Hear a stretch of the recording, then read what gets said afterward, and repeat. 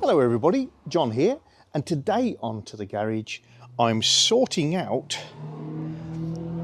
the hole that I left when I was doing the diff oil change on Purdy, my 1996 XK8 convertible sport.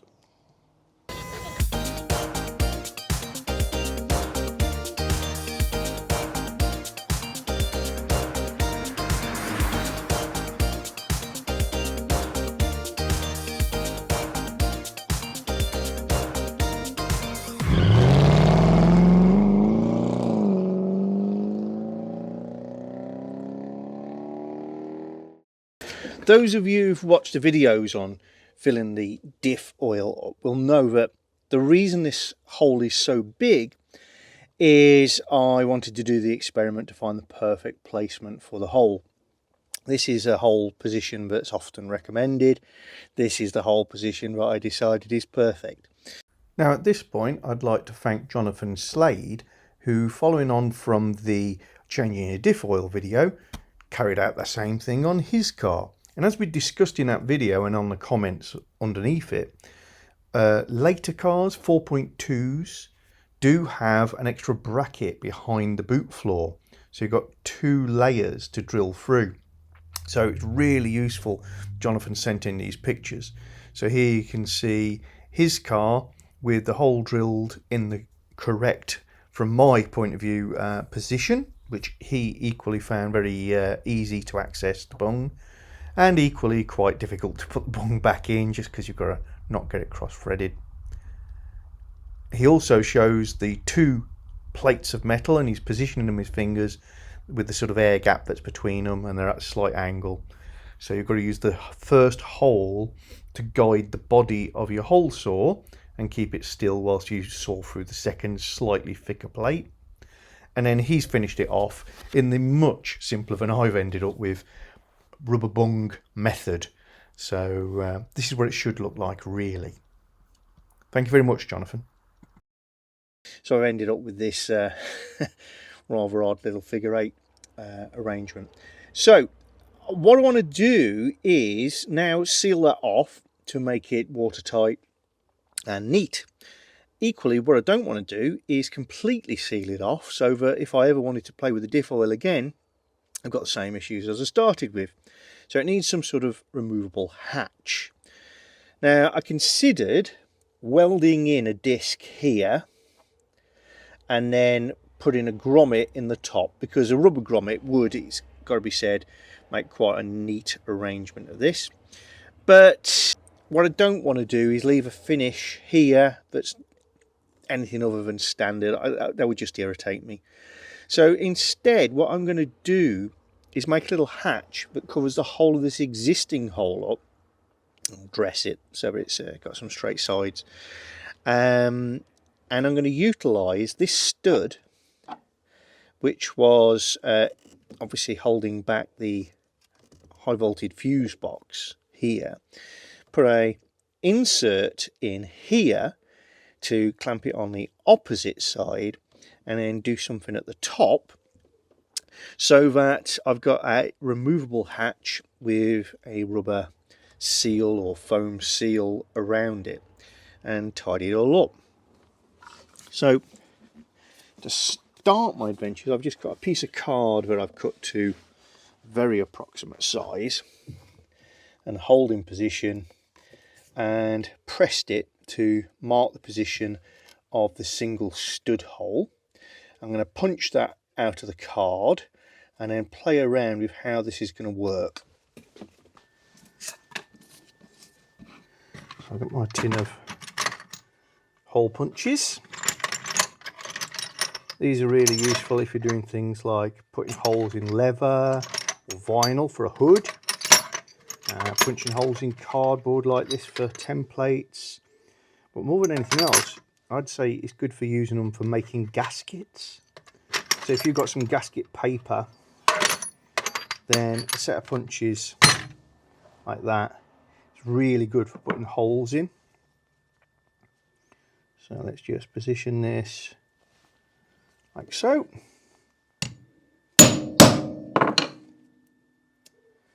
And Yep, that's gone all the way through.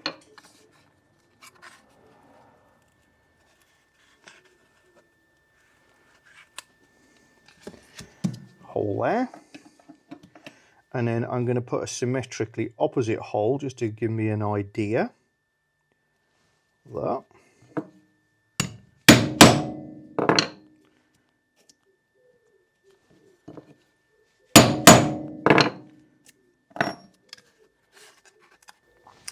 And then I'm just going to tidy this up so that I can start to visualize how it might look. So I'm not cutting to any particular shape, I'm just making it look like it might be a shape.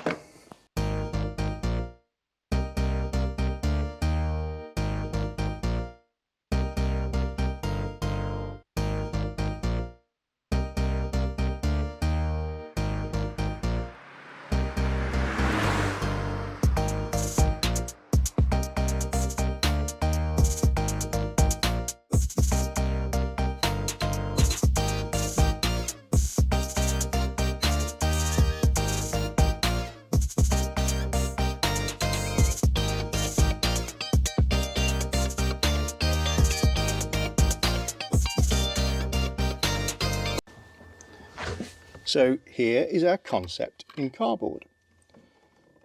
Remove the fuse box again.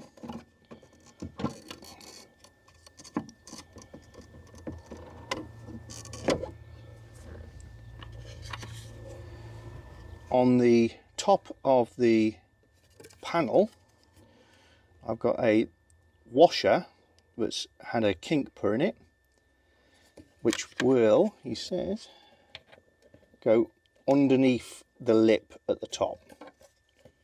So here we are, sheet of 1.5mm steel. We've got a cardboard template, and it's a good tip.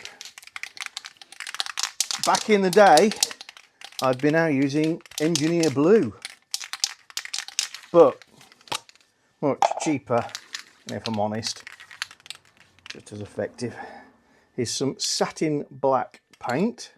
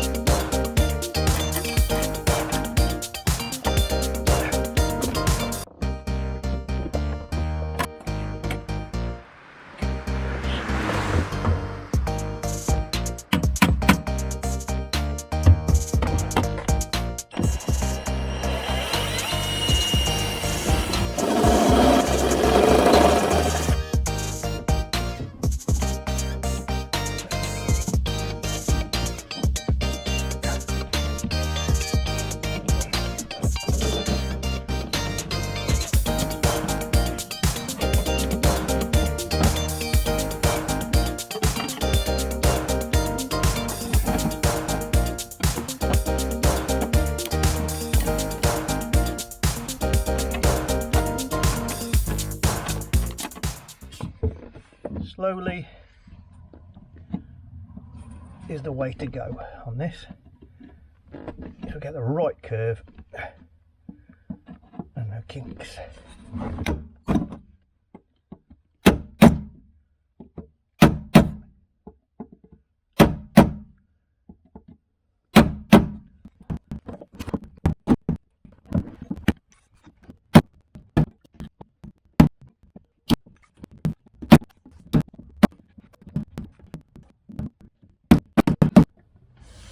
I can finish that off in the vise.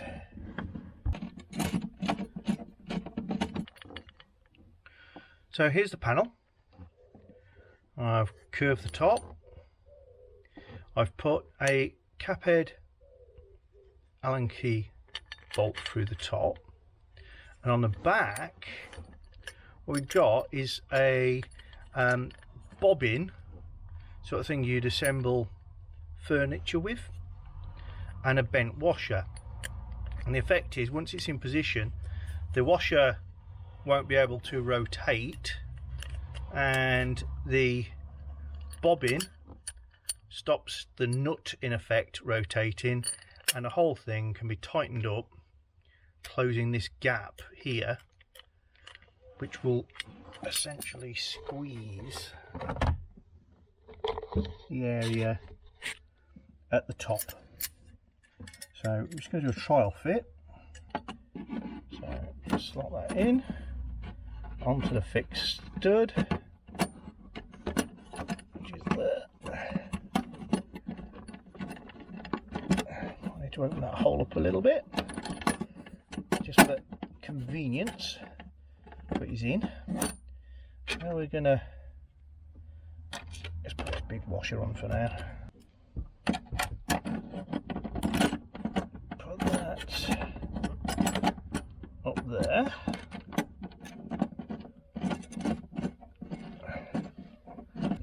And then, if I pull this bolt, give it a turn,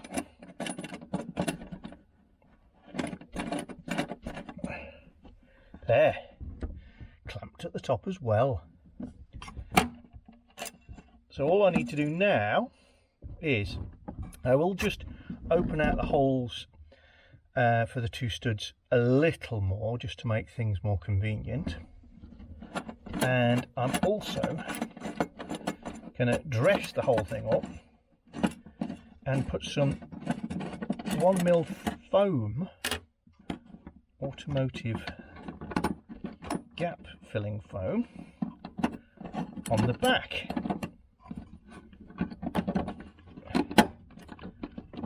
There we go. Quite happy with this. And I keep referring to this as a stud. I have actually got a double-ended stud which I can screw in, and that will enable me to use the original nut on that side as well, hence keeping it look reasonably neat. So panel's finished, just giving it a clean with alcohol, get rid of any oil that's on the surface, and I'm going to give it a squirt of the very best corrosion resistant stuff, Electrox Anti-Corrosion Zinc Rich. This is a Biltamba product that I like. Nothing where I've ever used this on has ever corroded.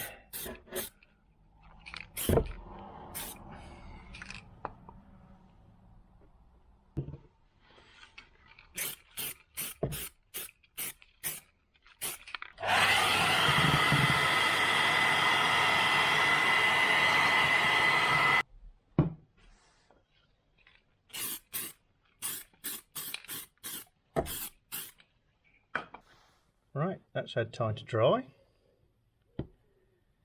That's the back, and this is closed cell automotive foam, so it's not absorbent, and that is going to get stuck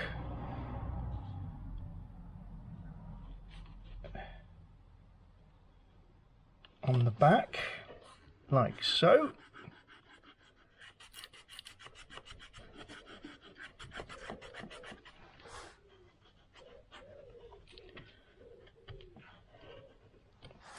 I'll put the other bit on there.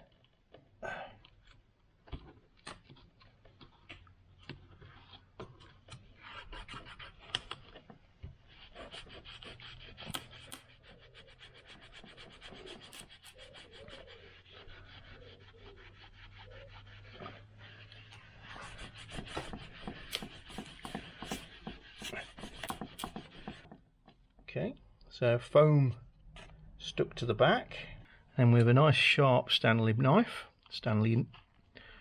or box cutter, depending where you are in the world, we're going to cut around it like we're cutting the crust off a pie.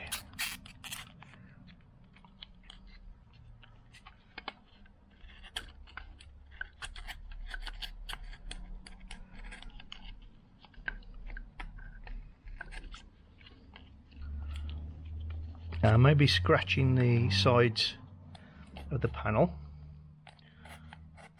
so we'll get a dusting again with the zinc when I've finished.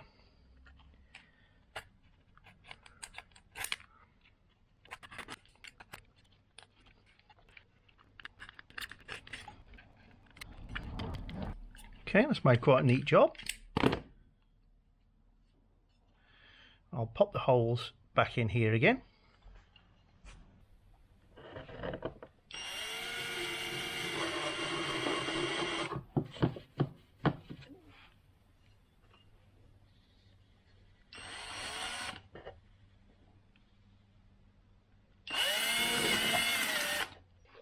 Now I'm going to leave the backing paper on, because now what I'm going to do is just give it one last squirt around the edges with the zinc paint.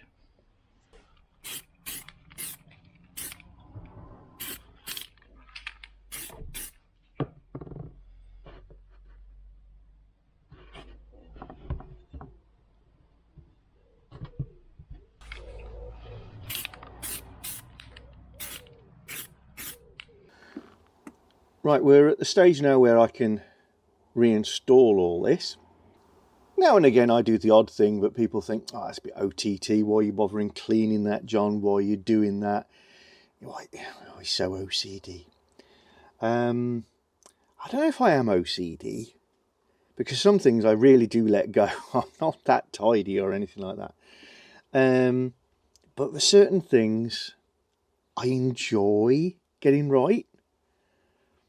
Is that OCD? I'm not sure. Anyway, this one, to be fair, is probably a step too far. But the reason I stopped doing this and then came back to it on another day is the finish in the boot spare wheel area, like most cars, is not the body finish. What it is the protective undercoat and then a misting of the body colour with no lacquer on. And obviously I've repaired, if you like, the damage or exposed metal that I caused by cutting the holes, and it doesn't look the same. So I've actually got some colour matched paint which I'm going to mist over the zinc finish, which is very similar to the original factory undercoat, if I'm honest, just so that it looks less obvious that I've ever been there, even though there's going to be a hatch that's really not original. So this is a thing I got made up. It just says Jaguar code 839. Can't even remember where I got it from. It'll probably be eBay or something like that, but somebody offering to mix up aquamarine mica. So just going to squirt that up.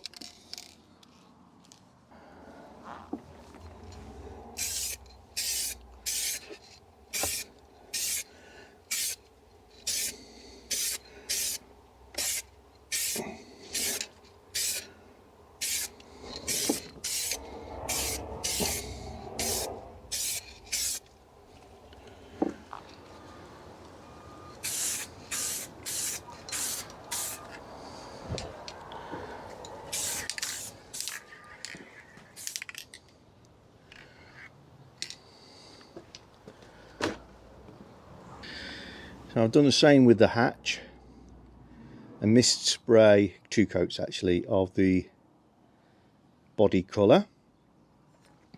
And I've made up some stickers to put on the hatch to again make it look more interesting, but also to be useful.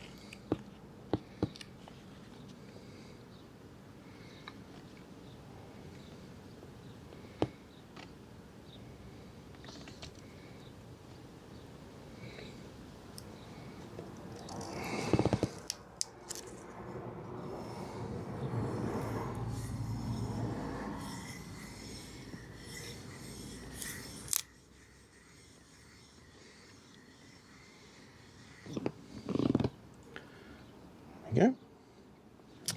And next one I'm going to do is just take the backing paper off this double-sided closed cell foam. You see it's a shiny surface, it's not absorbent.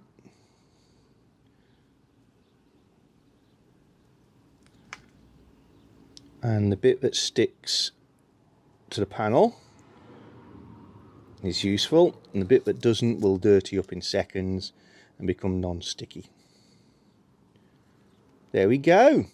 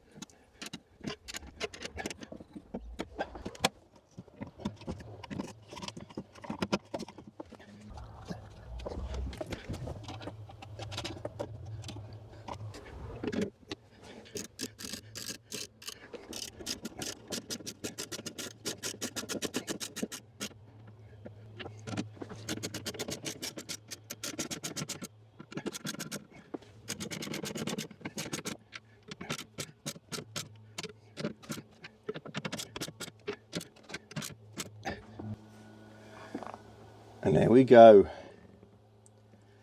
a completed job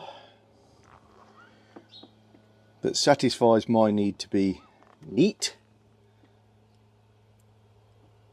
well sealed, and if you weren't completely familiar with your Jags, I don't think that would draw the eye and say bodge. You know, there are plenty of other holes and access points throughout the vehicle that look a little bit more aftermarket than that does.